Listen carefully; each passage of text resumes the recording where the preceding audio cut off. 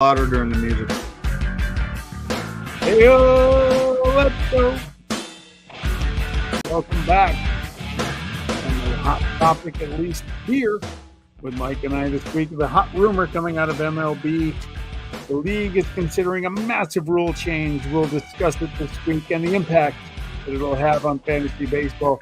In addition to the who's not, go get them, cut them segments. But before we do all of that and our survivor pool update, we begin by asking you the question, where else would you rather be than right here? Boom! Right now. You are looking live at our split studios. This is Fantasy Baseball Now. Episode 5 is here for the show, part of the Ball9.com podcast network. 6. Damn. Research department. Combined 60 for a producer. 70 years of fantasy baseball experience and 5 seconds on the production crew. Mike and I are here to talk some Major League Baseball, the fantasy spin. Sir, how be you this evening? I was good and calm. Then you got a little Rob Manfred in there, and all of a sudden I find myself not so calm anymore. Not calm. Commissioner Clownfred, you coined that phrase a year ago. And I got to get in. I got to calmly make it through the next 15 or 20 minutes. And then my blowtorch has been keyed up. My Tony Montana persona may come out, and Mr. Manfred and I are going to have a nice one-sided conversation. Since this is a baseball show, albeit fantasy, he won't be paying attention to it. No, he's not a baseball guy. No, he's not. This will be a little Jeff Fry tribute tonight. 2 things. Number 1, I think it's 10 swear words is the rule that we have to put an NSFW tag on that. I don't really know what that means. 10? Okay. That's my first sentence. Then on top of the topics that we already mentioned, we'll catch our closing 5 segment with Mike on deck. And I won't swear, but you make me. It's your fault. Commissioner Clownfred. As always, feel free to offer comments during the show. We'll be happy to adjust them as we roll along. The new rule, which has one of us rankled, the proposed 6-inning minimum rule for starting pitching. They can be pulled early. I'll give you the 3 conditions, and then we'll get your terse opinion. He can come out if he's tossed 100 pitches, given up 4 more earned runs. I don't know why it would have to be earned. Or he gets injured with a required injured list stint to avoid rule manipulation. I'll give you my thoughts after you. But no, you go first. You go first. I'm trying to delay the 10 curse word NFSW rating to at least 7 minutes. So I'm going to let you go first because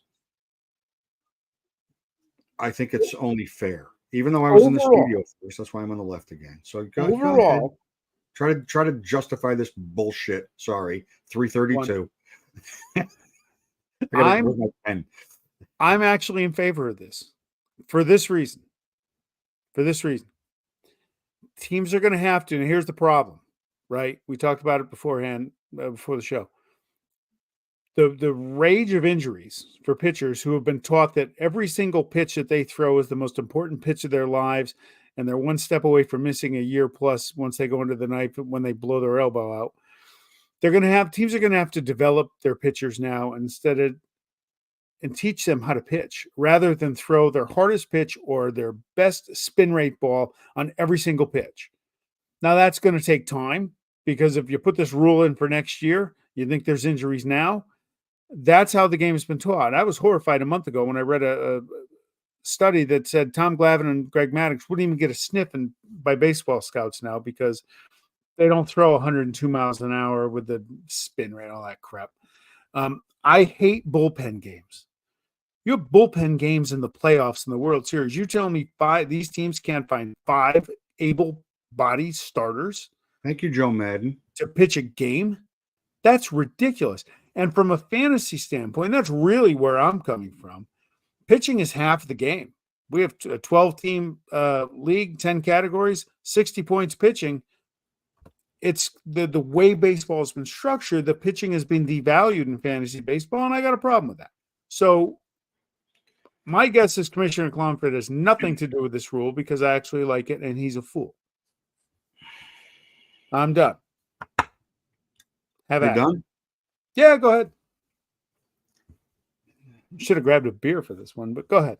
So from a fantasy baseball perspective, we have talked many times about, to your point, on devaluing pitching.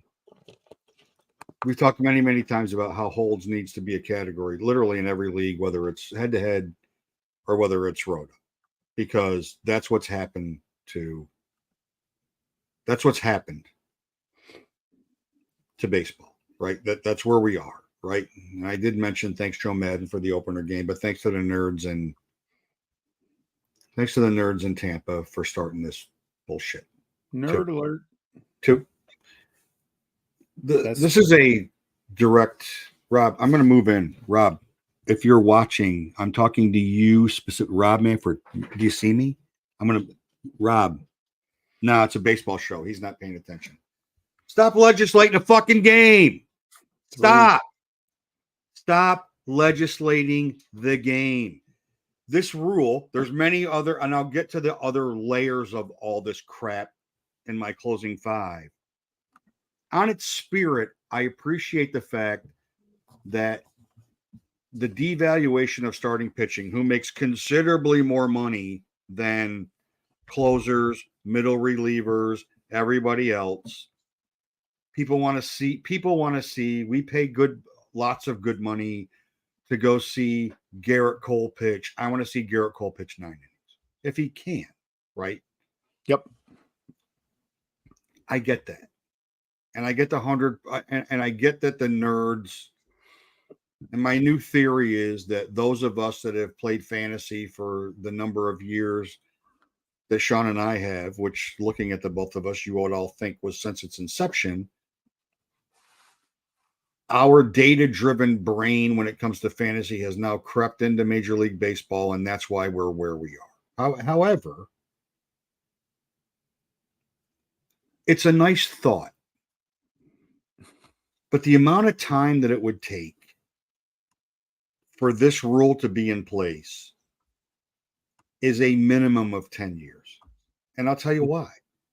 Because these idiots that never pitched anywhere above maybe Little League, or maybe they were a closer in D2, are the ones that are pushing spin rate, velocity, and throwing on 9, 10, 11, and 12-year-old kids. So until we get back to teaching that group of kids that pitching is most important and throwing is irrelevant, we are where we are.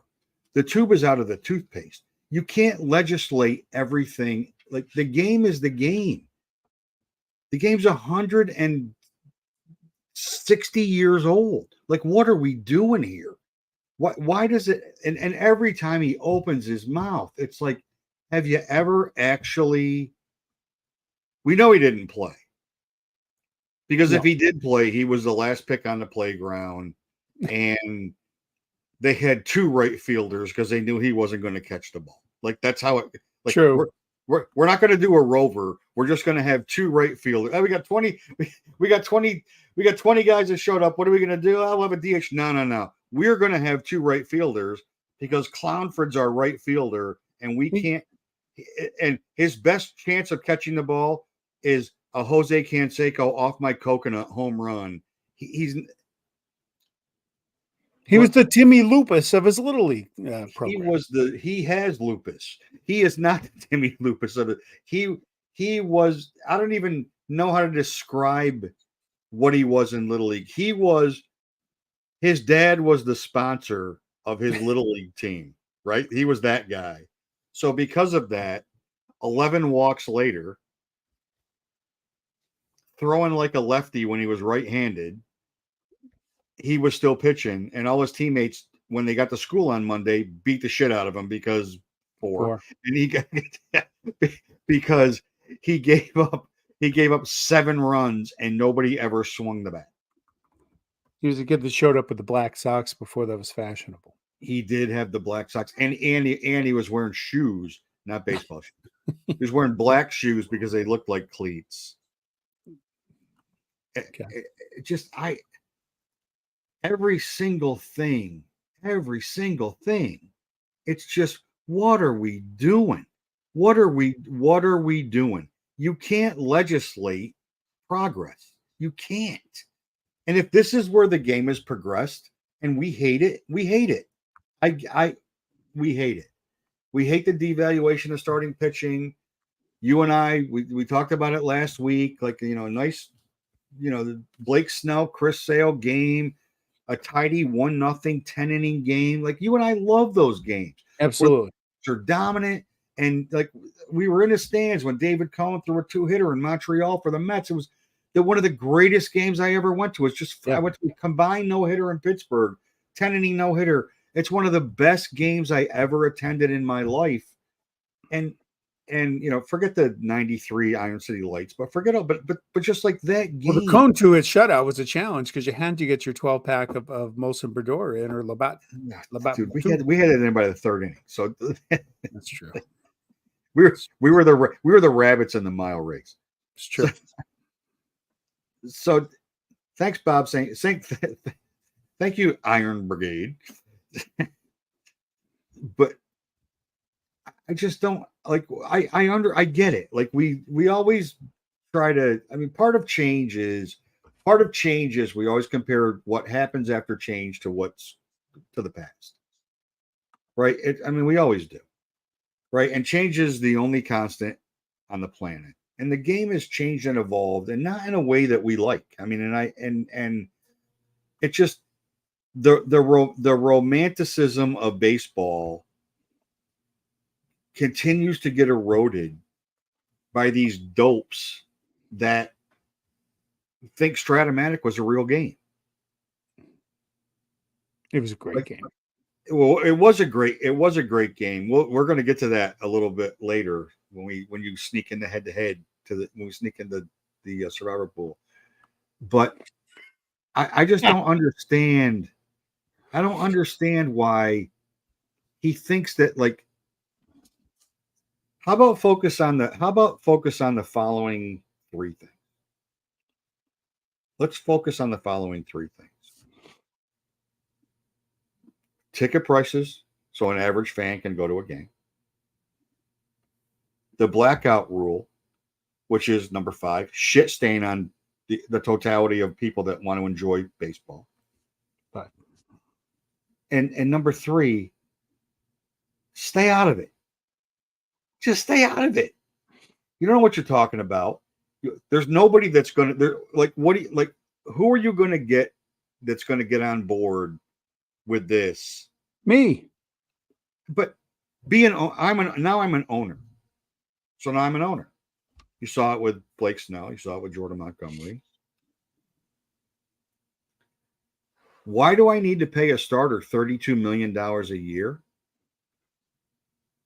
when we've created a world where that starter is only valuable to me for half the game? Okay. Right? So now you put the owners in a position where I can now pay a starter $26 million a game. And unless you're Brian Cashman, you can pay 3 relievers $9 million a year. And I can take that budget so that I can make all the money in the world that I need to make, because that's what I care about as an owner. I don't care about my fans. I don't care about the game. I don't care about any of that. It's capitalism, man.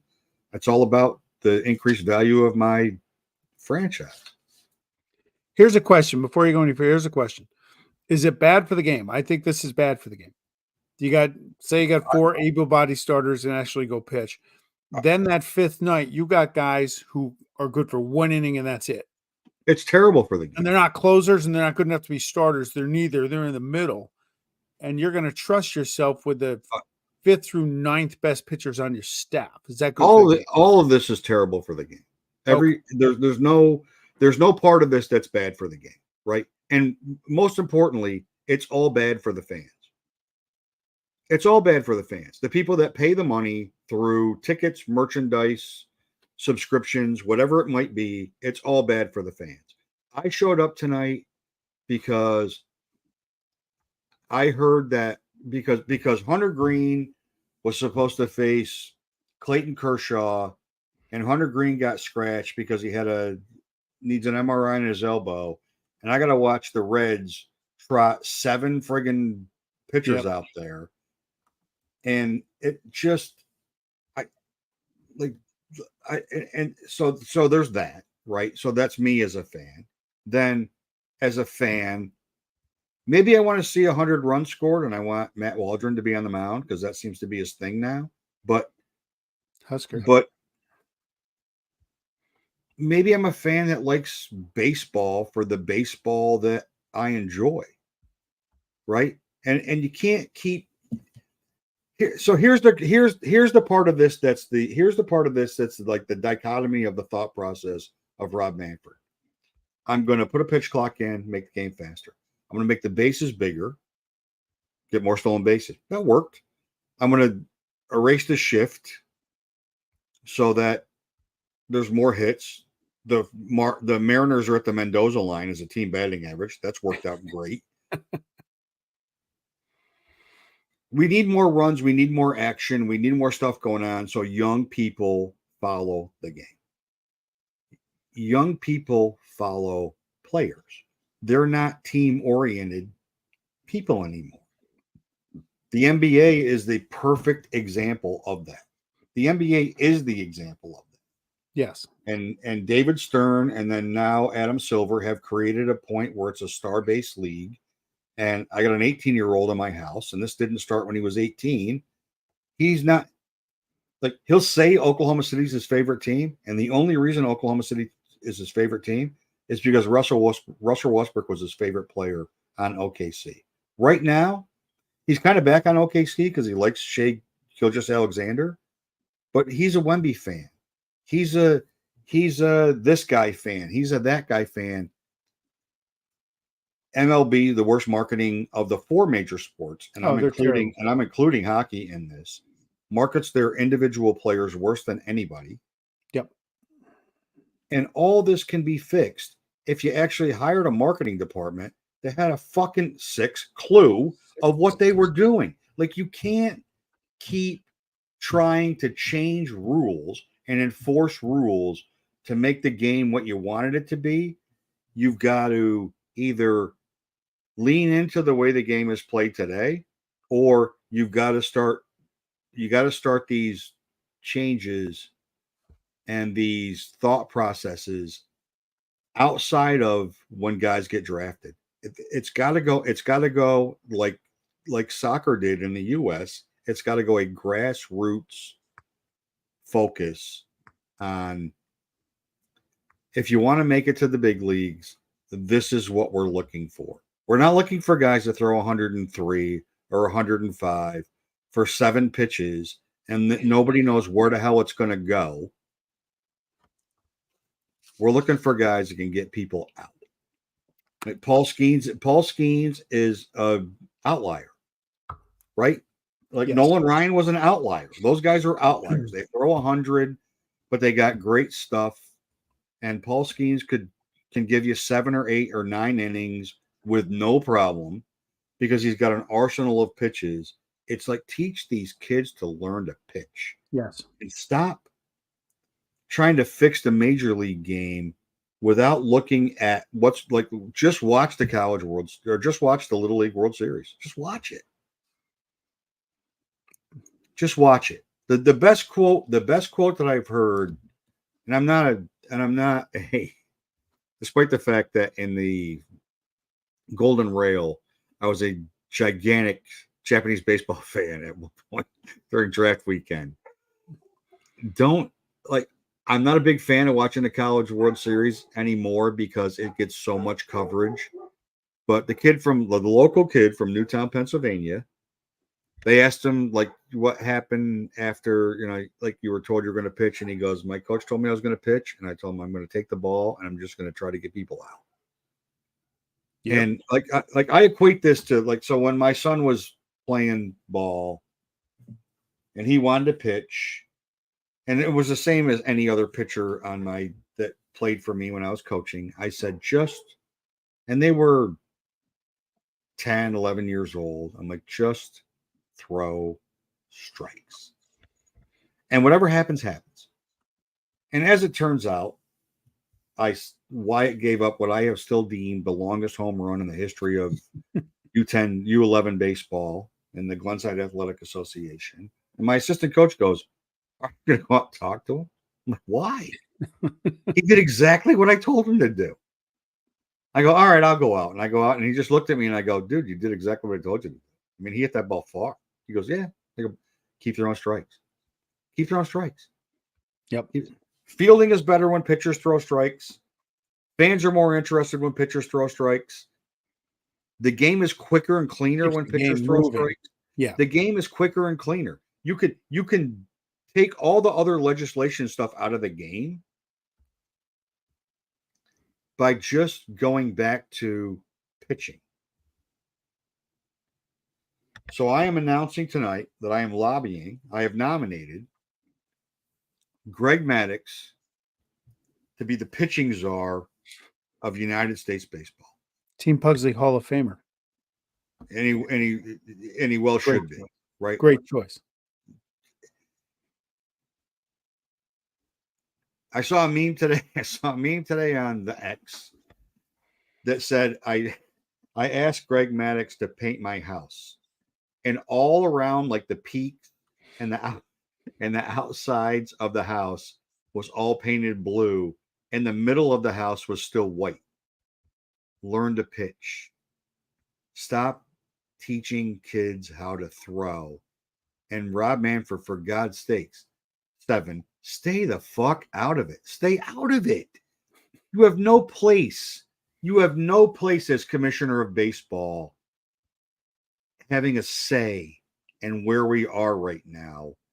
And then let your inside voice inside your hollow head stay there. Just stop. Stop it. The only way it's ever going to change is it has to be a grassroots movement to teach kids to pitch again and stop putting so much value on throwing. Unless you're an orthopedic surgeon who specializes in Tommy John surgery, and then in which case everything I said was heresy, right? You need a new summer home and a boat. Another summer home and a boat, because my other summer home just got wiped out by a hurricane.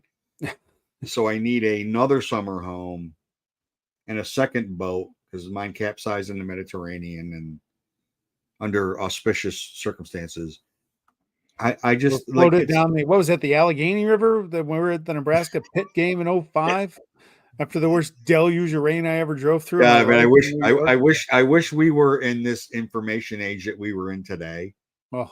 And we were acute enough to film that. Worst rainstorm ever. We're at the Nebraska Pitt game in Heinz Field, and there's literally FedEx truck floating down the river, millions of dollars of boats from a pier that broke away. It was insane. 6.5 inches of rain in 2 hours, and I ran in the first hour of it. And I remember coming back to the house, and it looked like I had already showered because it had been raining so hard. Yeah, it was rough. And as happens more than occasionally, Triangle Point was 100% underwater. And we had seat view that could let us see the game and also see the river. And yeah. The tough part of it, that was the only time I've ever been scheduled to go see a game in the Pirates Stadium, and it didn't happen. So I'm still yet. No. Buccos and the Mets. It would have happened at Three Rivers. It would have happened because they would have squeegeed off that horrible turf, and we would have went at it. Gotta go to, so you do need to go to.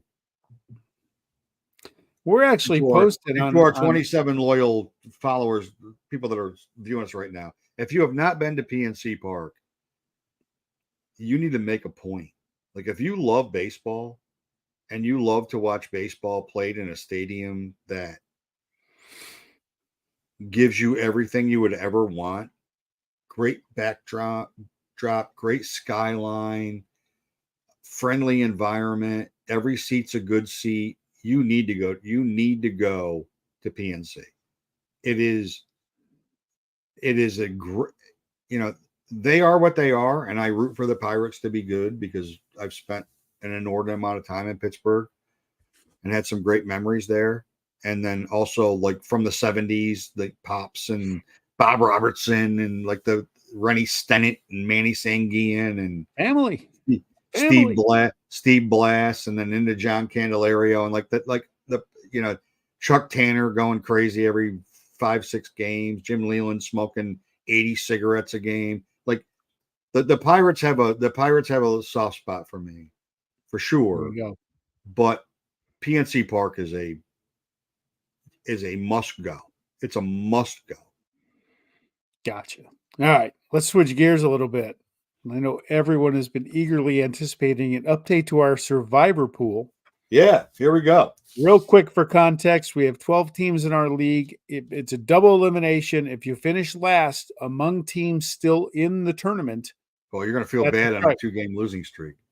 That's a strike. So if 6 teams are out, there's 6 teams left, and you finish 7th that week, and the other 5 guys are ahead of you, that's a loss. The only 2 remaining, you're looking at them, and amazingly, neither one of us have a loss yet this year. So I don't know how.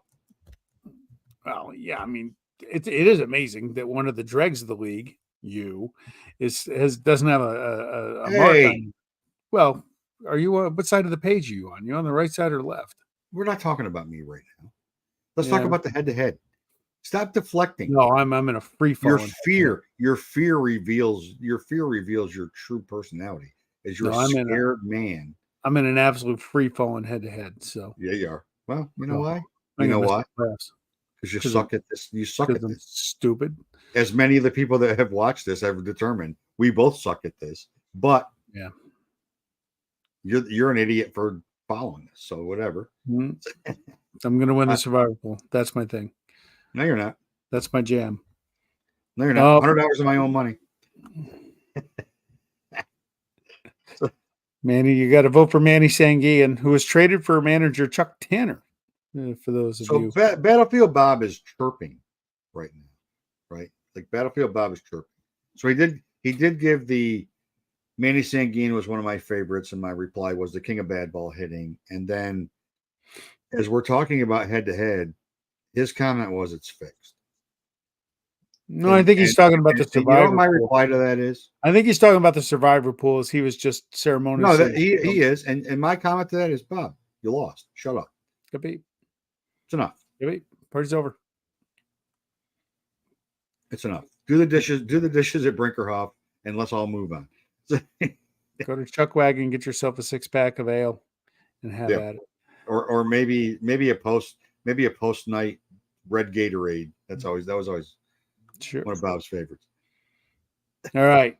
So back to the head to head before we go to who's hot. Okay. Who's not. You got it. My proposal is so more digging into the weeds of this twosome of idiots that you're paying attention to right now, for whatever reason, neither of us know, is that we had a 1.5 Stratomatic league going. Was it a 1.5 Stratomatic league going in our apartment? Right. We all picked we all got our favorite team. 4 of us were in this, got our favorite team, and then got to pick 3 other teams, if memory serves me right. And I still have the Stratomatic game available to pull. The Plattsburgh Stratomatic game is in my possession. That's crazy. Unbelievable, right? Like that thing is like shrink wrapped. That's in the Mike Nelson Hall of Fame of baseball memorabilia. Like, forget all the other stuff that I got signed and all the other stuff I've got. That's way up there, right? But I think we should. And now Bob proposed Ganab, and I'm like, we're 60, dude. Don't go Like, there. I don't even know if we'd make it to round 2. Don't go there. My kids might see this show. but I'm going like an all in one time, screw the power ratings, which I'm going to win. And we go 3 game set. What was that? 87 A's, 87 Yankees. Is that when that was? It's probably what the so it's probably 86 or 87 A's versus Yankees, 3 game set. Loser leaves town match, WWE reference, right? Loser leaves town match. And it's like that's the way we go. Give me the 80. You're going to lose. I'd take that bet. You're going to lose. We'll see. We will update that next week. Like, I am the tallest small person in this league. Because I can't say the other word because it's 2024 and true. All right. People get mad if I said midget. You ready? Does that count as number Jose Altuve? No, that doesn't count. That's okay. No, we don't care. Where are we at 7? No, that doesn't count. But I'm at 6, right? No, you're at 6. Yeah, we're counting. I got 4 more. You haven't even gotten to your closing 5 yet. No. Who's hot? Who's not? Because I'm getting back to Manfred, by the way. Who's hot? Who's not? You can lead off. So how about former San Francisco catcher in waiting to Buster Posey, Joey Bart on the Pirates? What the heck? And catcher, and there will be a theme here because I've got catcher twice, but catcher has not been a great position this year. Rushman struggled. Wells is up and down. Sal Perez is Sal Perez. To me, he's a future Hall of Famer. But Wilson Contreras has been great. But catcher's catcher, right? Last 28, 329, 6 homers, 16 RBIs. He's 40% rostered and 36% started in CBS. Who's not? Matt Waldron, and this was before tonight. And because the Pirates offense has been so exceptionally good, in his last 5 starts, he's 2-1, but his ERA is 7.36 and his WHIP is 1.29. And he decided tonight to go out and prove my point. And he is 4 1/3, 12 hits, 10 earned runs. Ooh. With a walk and 3 strikeouts. And he only gave up 1 homer in the process. Wow. To those pesky Twins. That's a lot of bloopers in there, right? He's still 70% owned and he's 30% started. If you're one of the 30% people that are starting Matt Waldron, sorry about that, man. Just stop. That's a tough number. That's a couple tough numbers. All right. Now, 2 guys, a tale of outfielders for me.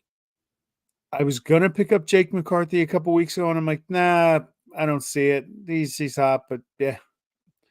9th-ranked CBS player in the last 21 days, hitting a balmy 373, 4 homers, 19 RBIs, 12 runs, 4 stolen bases. And the guy that I decided to hang in there with... You took my guy with Jake McCarthy. Lane Thomas. Before this evening, 113 in his last 21. He's hitting 0.60 as I think since August 1st. He had 3 for 8 his first 2 games for the Guardians, and 3 for 50, I think it is, since then. Before tonight, 1 steal, no RBIs. He tailed off last year too. He had 214 in August and September of last year, and he was part of my team last year as well. So I'm well aware of that. So, yeah, I could have had Jake McCarthy in there. Lane Thomas has been on my bench for a little while, but that dude, you figured getting out of Washington, going to Cleveland to a competitive circumstance would light his fire a little bit. He's been terrible. He didn't So if even it play makes you in feel worse, it makes you feel worse. McCarthy homer tonight, but Hey. the Lane Thomas thing is because I've been paying attention to him. Well, You I don't want know him? why, because You I'm want him? me. Get him cheap, draft pick. Plus he's not even playing every day, No, he's not. He's a which is regular bench like back. I don't get. And we'll probably we will probably not probably we will do a show on trade deadline trades and fantasy impact of those players because it's been you're going to mention another one of those guys coming up here, guys that we thought were going to be like he was one of those guys and I'm like this is a great trade from a fantasy perspective Yeah. because they're in it, he's going to play, they need some pop, and he has done everything but that Oh, for the Indy Guardians. it's been terrible. Like Terrible. I just like that. Yeah, that one is that's unexplainable.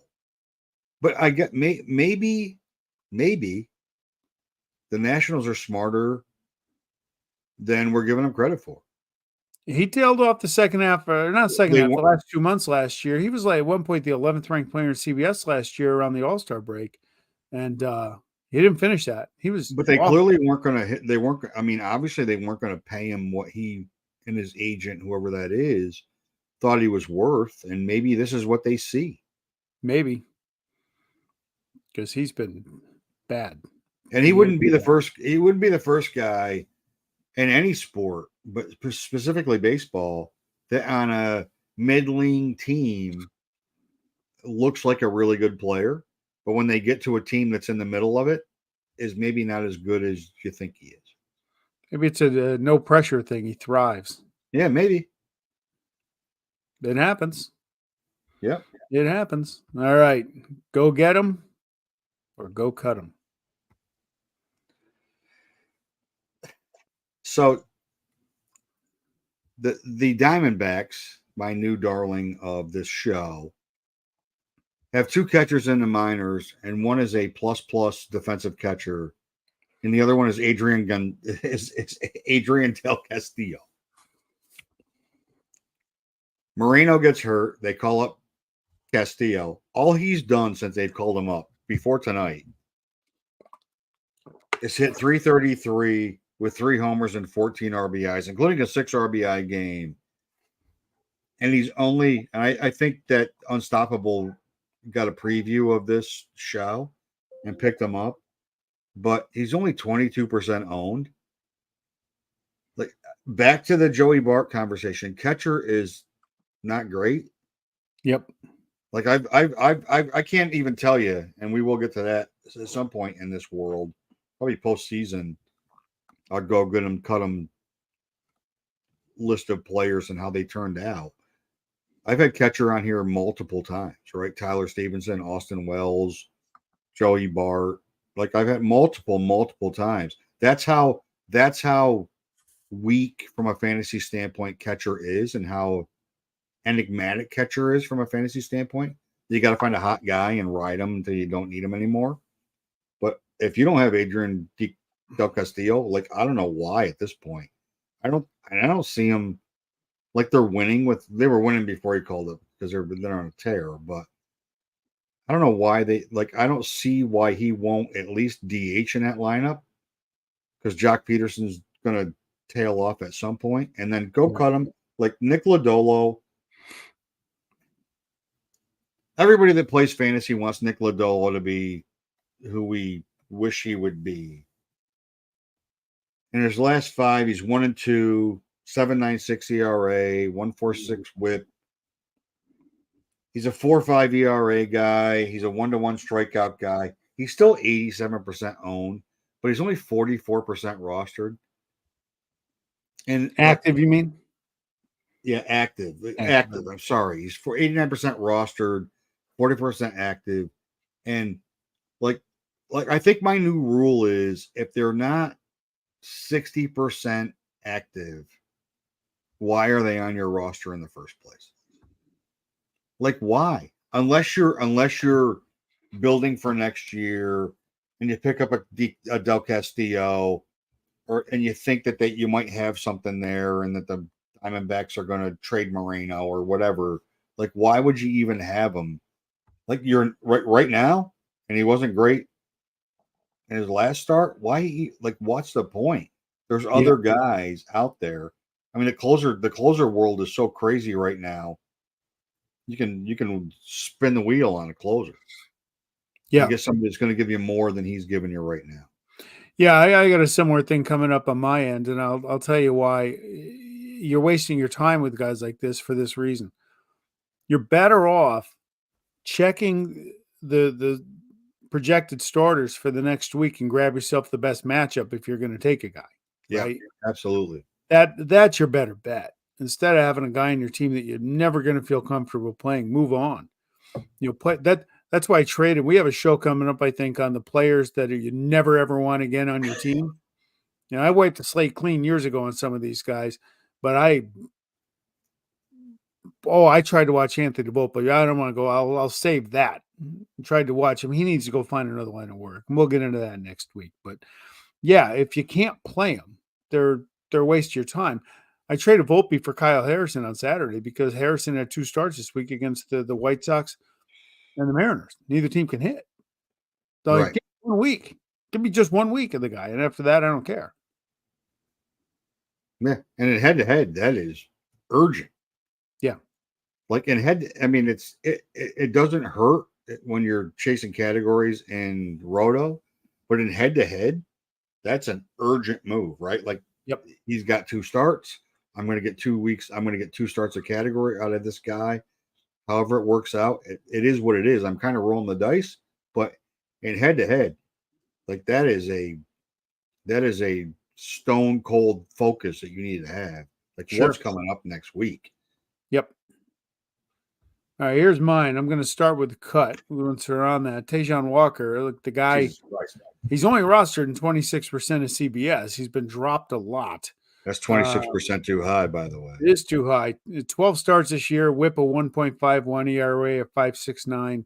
He's still kind of there in the Philly rotation. He's just not worth your time. He just got cut in our league. The big man from Massachusetts woke up from his nap and decided to make the right move finally. The fact that he had him in the first place is questionable. Yes. Go get again. How many times have owners rolled the dice on Michael Kopech and gotten burned?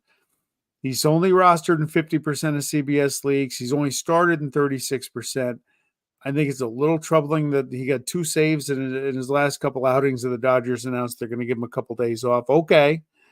Can you trust a guy like that to play him? I don't know, but he's worth having on your bench in case he does get some continuity going there, and they can trot him out there 3 times in a given week. So, but he's worth it. He's got great stuff, though he will most likely break your heart at some point.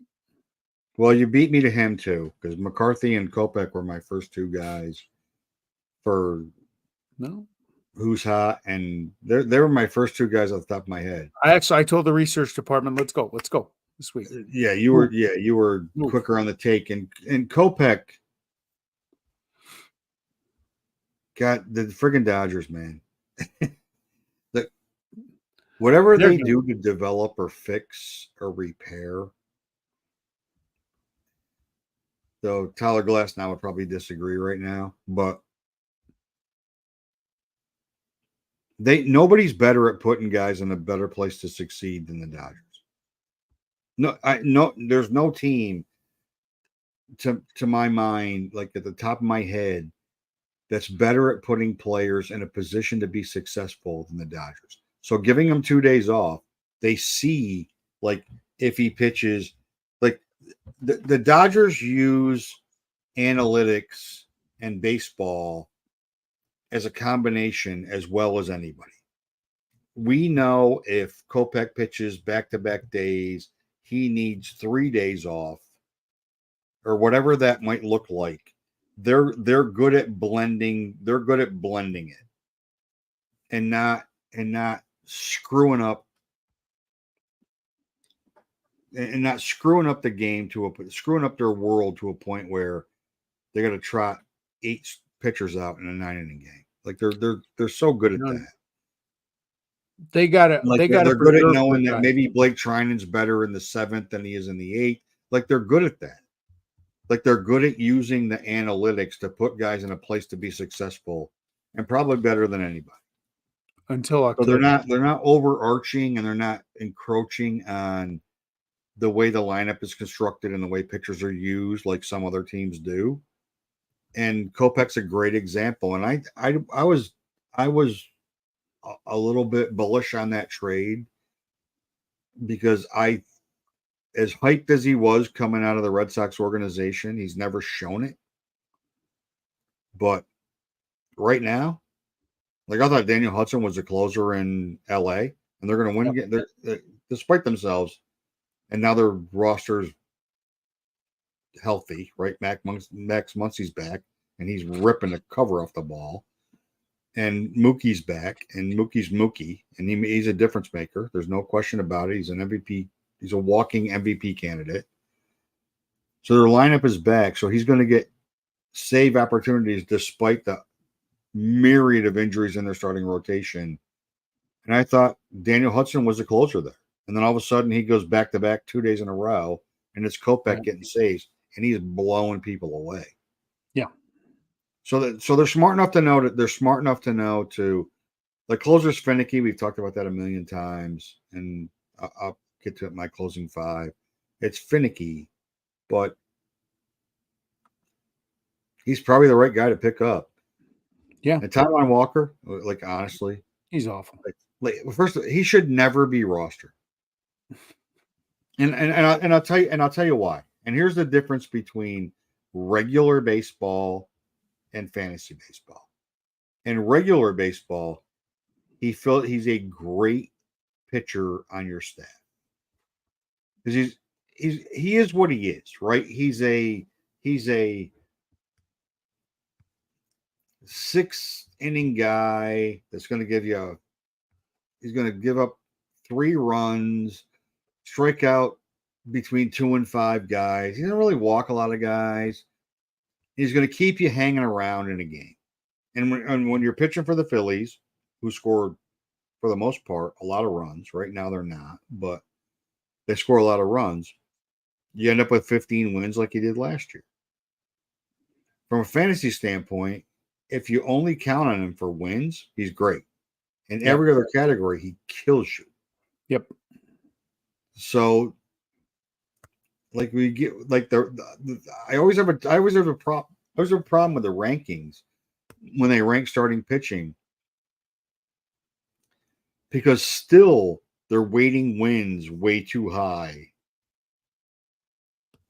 despite the fact that you and I both believe that wins are important in the totality of not only the game but in fantasy. That's not where the game is right now. Wins have been minimized. It's not who gets the win. Does the team get the win? Right? Yeah. It's not about the world of how many 20-game winners do we have this year, because that's might be one. Right? It would have been Grayson Rodriguez before he got hurt. But like, who's going to win 20 games this year? Like your boy Logan Webb, not so good today. No, it was okay. It turned out okay. He didn't get the loss. I don't know if it was a later thing. His stats were pretty good. They got. No, he was actually okay. I got it right here. Of all teams, like for those of you that like to spend some of your discretionary income on earning more discretionary income, how's that for not getting a gambling reference? Today, in a 6-2 loss, 8 innings, 5 hits, no walks, 6 strikeouts, 2 earned runs. That's it. I think the over under on that game today was 6.5. And with Crochet, who went like, first of all, unless you're thinking about saving saving Crochet, just fucking cut him. He's pitching 4 innings. That's what you're getting. He went 4 1/3 today. Like if you're trying to win right now, he is not. Trade him. No, you can't. Because he's not giving you. He's giving you what he's giving you. He's reached that plateau. But yeah, wins have been seriously minimized for sure. You ready for the closing five, my friend? Yeah, I guess. Have at it. I'm going to sit back and enjoy this. All right. So the Orioles and the Mets have a 3-game series. And I don't think I've been shy about my disdain for the New York Mets. And it's not even disdain. I don't hate the Mets. I just don't care about the Mets. It probably doesn't even matter. So who do you root for when you're rooting for your team to win a division? Like, so for me, it's very easy. Anybody that plays the Red Sox, I root for that team. It could be the Orioles, it could be the Mets. It doesn't matter. It doesn't matter. I'm always rooting against the Red Sox. But when you've got this, it's a conundrum for me, right? So I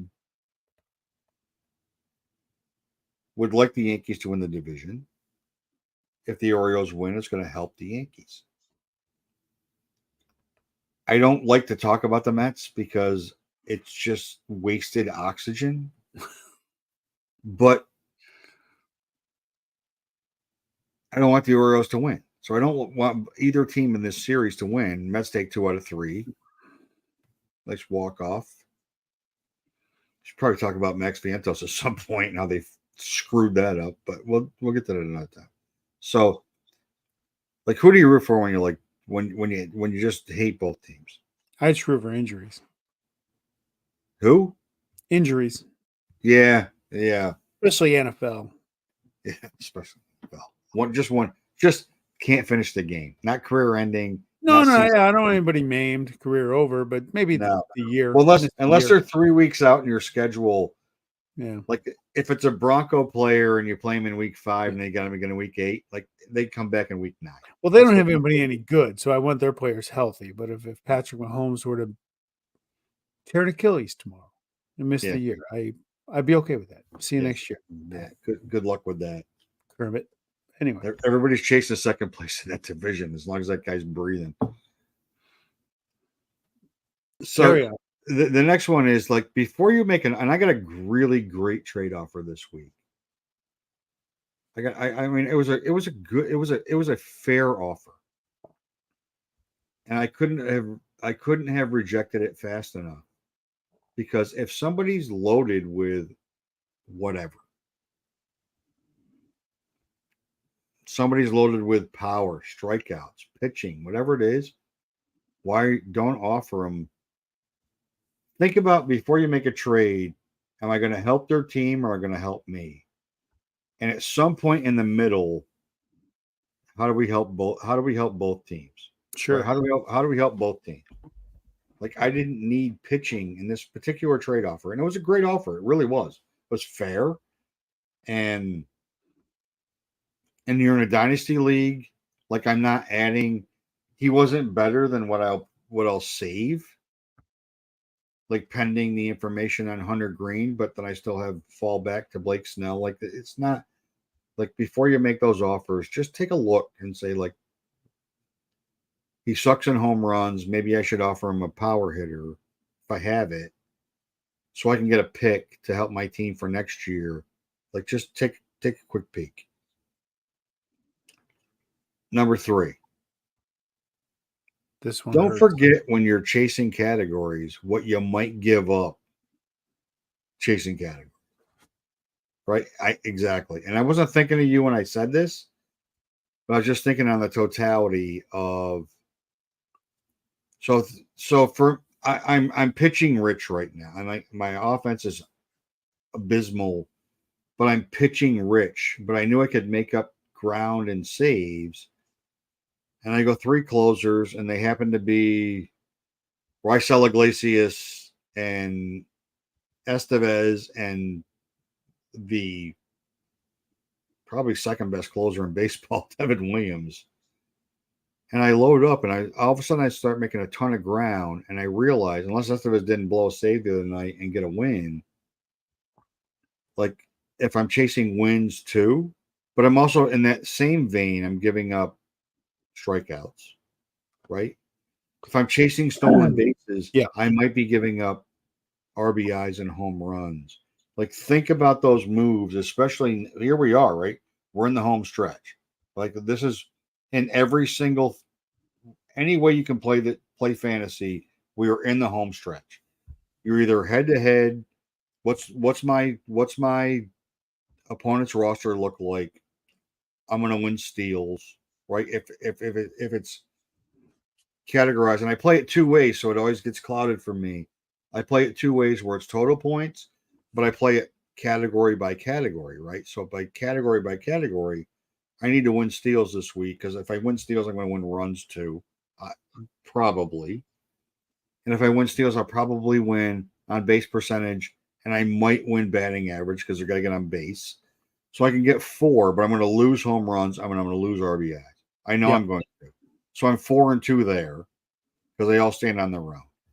If I go for saves and holds, I'm going to lose strikeouts. I'm going to lose wins, but I might win WHIP, and I might win ERA, but I might not. Yeah, like that's kind of iffy. So like strategically right now is like now's the time that you really, really you can't go on gut. You got to go on numbers for sure. well, I'll go into my 10 days. Now, for context, I'm 22. I'm in second place. I'm 22 points behind Booger's Baseball, who's just having an incredible year. Let's talk about how far ahead of you are of third and fourth. I'm okay. I'm 8. You're not.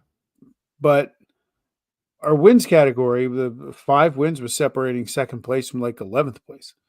And I said, I'm going to play 6 starters and 1 closer. I'm going to expose myself in saves. And I lost 2 points in saves as a result of this, chasing wins because I wanted 9 starts. This week I did it again. I went to get my 8 starts. The problem was I've got no saves from the closer I played. Last week was Edwin Diaz. This week it's Kyle Finnegan. Last week, Finnegan not only did he get a save, but he also got a win. Diaz just had nothing last week, so he was irrelevant to me. This week I sat him, played Finnegan. Diaz has 2 wins in 3 days. So I'm chasing the wins category, going all starters. Then I've lost 3. I would have done just as well. I picked up a lot of points, but I would have done just as well and not exposed myself so much in the saves category. So it hasn't worked. It's worked out, but it kind of hasn't because I lost what I gained. I had 3 wins in a day and I picked up 4.5 points in our stand. Yeah. That's how tight wins are in our league. Correct. I had 3 wins in one day and I picked up 4.5 points because of 3 wins. I had 3 saves in one day. I picked up 2 points. Like that's how tight it is. And when you're where I am in the standings, which is not where Sean is, it's all about how can I eat into everybody above me. Yeah. It's not about how, which is another like strategic. It depends on how you pay too. So you got to think about how you pay in your league. And if you pay 1 and 2, then and you're a dynasty league and you have no shot at 2, fold the tents and just start going to 1 and 2 for everything you can give them to either get to 1 or to hold a 1. Whatever you got to do, just do it. If you pay 1 to 4, like money's money, man. I mean, it's like all right. It's like depending on what your entry fee is, you could pay for next year's team, and it's a shit draft position. 8, 9. It's 9. Yeah, we're 9. We're 9. I got one more. No, can I phone a friend? No. Well, what's next? Lane Thomas over 4 tonight. What do you got next for us?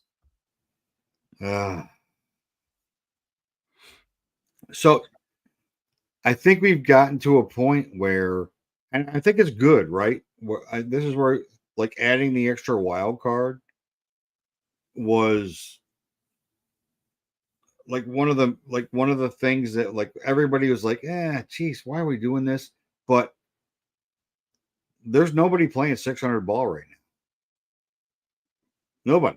Really? I don't think I realized that. Thanks to our friends at the One Inning Fan to point that out to me. But there's nobody playing. I don't think there's unless it changed tonight. No. Nope. There's not one team. There's not one team in Major League Baseball playing 600 ball right now. Wow. Which means one of three things. The revenue sharing has put everybody toward the middle. The change in schedule has taken away from teams that were able to play off the dregs of their division 18 times and minimize that. Or baseball just isn't a bad spot right now. And I don't want to, and I'm not going to say that three is not the answer. And it's probably a combination of 1 and 2. But, so number 4 could be cheap owners not trying to get over the payroll threshold because the penalties are so strong. But even the Dodgers, the richest team in baseball, they're 591, right? So Wow. so it's not like so it's which is like right now, if you're a Royals fan, if you're a Cardinals fan, if you're a Twins fan, if you're if you're a Red Sox fan, you're in it. Like you're in it. Like you are in it. Like the divisions are not settled. It's not even close. The Brewers are like of all teams, the Brewers are running away, which I'll bring that. Well, I'll dig that out like postseason and what we thought was going to happen in the Central. Yeah. Because I know we both thought the Central was going to be the toughest, tightest division in baseball, National League Central. Yeah, the Brewers are rolling. The Brewers are running. Like they're 11.5 up going into today. I mean, that is ridiculous. I mean, the Phillies are up 6, but nobody could have predicted the chaotic injuries that have happened to some of the best players in the game on both sides. I mean, like nobody can predict the pitching injuries. They happen. They happen at an alarming rate. But when you lose Acuna and Riley out of your lineup and you're still in the playoff hunt, yeah, and that's crazy, right? That's it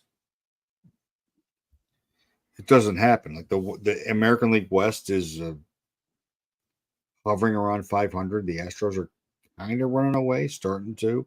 It's not because they want to, because they're not that good, but the Mariners are letting them. So it's like, but when you look at the playoffs, there's in the American League, like you got 6 teams within 6 games of each other. In the National League, you've got 9 teams with 8.5, like 9 teams. 1, 2. You got 6 teams with 8.5 games to overcome. So like there's teams that are like solely in this thing still. And as a fan, you want to go to a game, you want to root for your team, and you just want to know that they're in it. Like you already know who punted. And some teams like said they were going to punt, and other teams said they were rebuilding, and their punt is the worst. Like the White Sox punted worse than anybody could ever imagine. Right? Their bigger problem is do we catch a 62 Mets? So yeah, I mean, I think parodies. I think I like it. Like I like parody.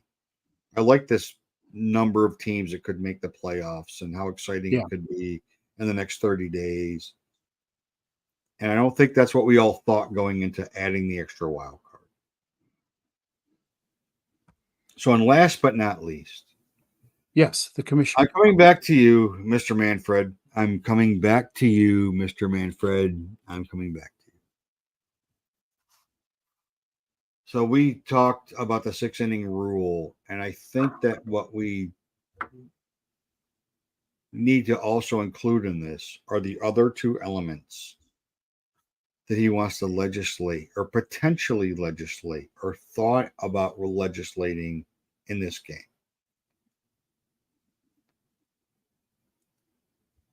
So 6 innings, it is what it is. We already talked about that. We beat that thing to a pulp. If you hung in there for this entire time, you know how I feel. Instead of a 3-batter minimum going to a 5-batter minimum, what are we doing? Like, what are we doing?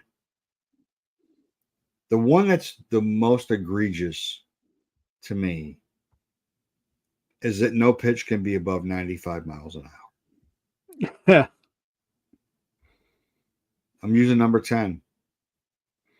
Are you Go fucking kidding me? Like, are you kidding me? Are you kidding me? We're training people for so in the history of athletics, in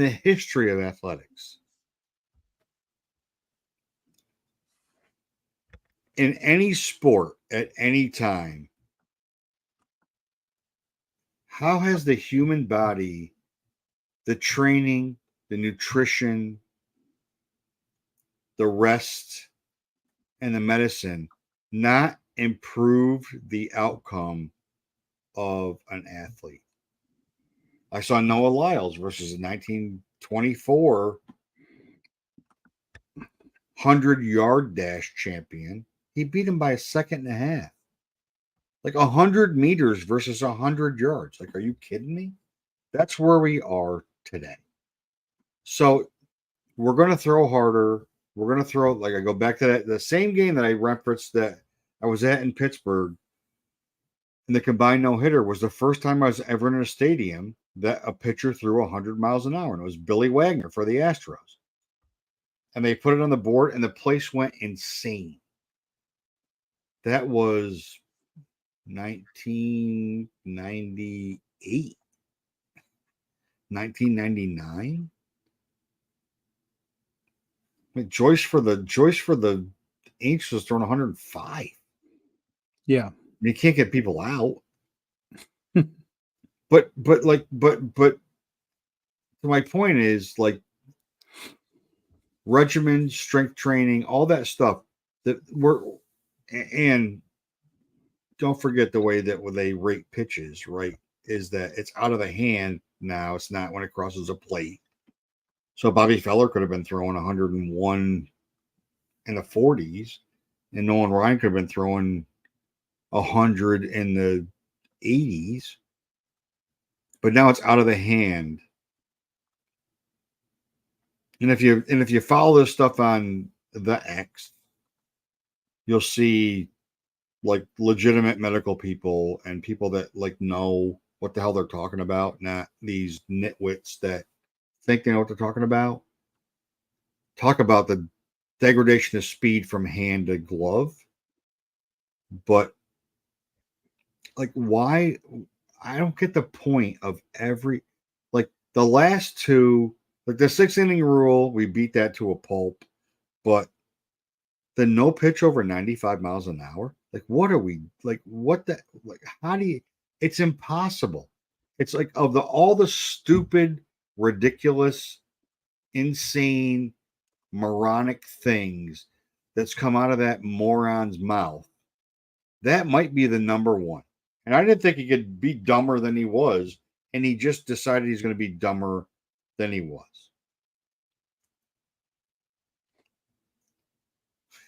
Thanks, Battlefield, for hanging in. But Yeah. I don't, like, I just don't like, what are, like, I just, like, the best thing that would ever happen to Major League Baseball is if Rob Manfred stayed out of it. Now he's getting out in a few years, thank God. Yeah, 'Cause but what's the next? But who's going to be the next dope? They're not going to hire. They're not going to appoint a baseball person, right? So let's go through the litany, right? They ran Peter Ueberroth out. They rooted for Bart Giamatti to die. Like, I mean, they did. Like, Joe Morgan was a perfect candidate to be commissioner of baseball. Bob Costas is a perfect candidate to be commissioner of baseball because he understands the history of the game, the lineage of the game, the way the game should be played. He understands all that stuff. They're not going to do that because at the end of the day, what you need to remember is the people that hire the commissioner are the people that are going to benefit the most financially from that hire. Right? Like, Yeah. oh, we need legislation for steroids. All those guys made any team that St. Louis and Chicago went to during that home run chase made so much money. Like insane amount of money under Bud Selig's watch. And Bud Selig's in the friggin' Hall of Fame. Like, are you kidding me? And Barry Bonds isn't. And don't lose me with the cheater shit. I don't want to hear it. 11. Oh, here we go. We got to post a new thing. But like, lose me with it. When the commissioner's accepting of what's going on, how is it cheating? It's not.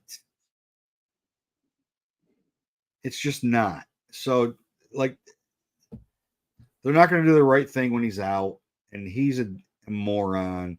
And they appointed him for one reason and one reason only, because he was a master negotiator. Yeah. At the time that he was with in Selig's under Selig's arm, a master negotiator to get the CBA done. And I don't even think that went great, to be honest with you. No, it was a mess. They couldn't get on the field during the COVID year, for crying out loud. And the players screwed that up too. Oh, they were both wrong, but he didn't help. They're both wrong. I mean, the players agreed to bigger bases. The players agreed to the shift. Like, they got to agree to all this stuff. And the players, like, Tony Clark's an idiot too. And he's lost his way. He's like, when money rules the thought process of the way that the sport should be played, the sport degrades.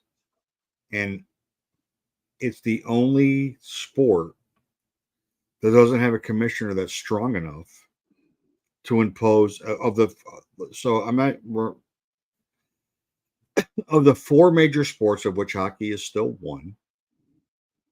He is the only commissioner that doesn't have a strong enough power base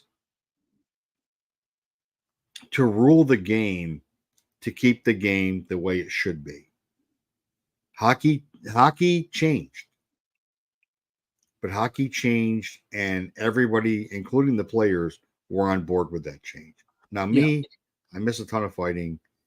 That's just me being from the 70s. Yep. Basketball is not worse. I don't think football is worse.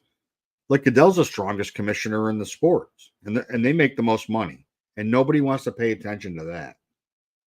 Like, those owners are making more money than they ever thought they'd ever make in their lives, and their franchise values increase exponentially every time they blink.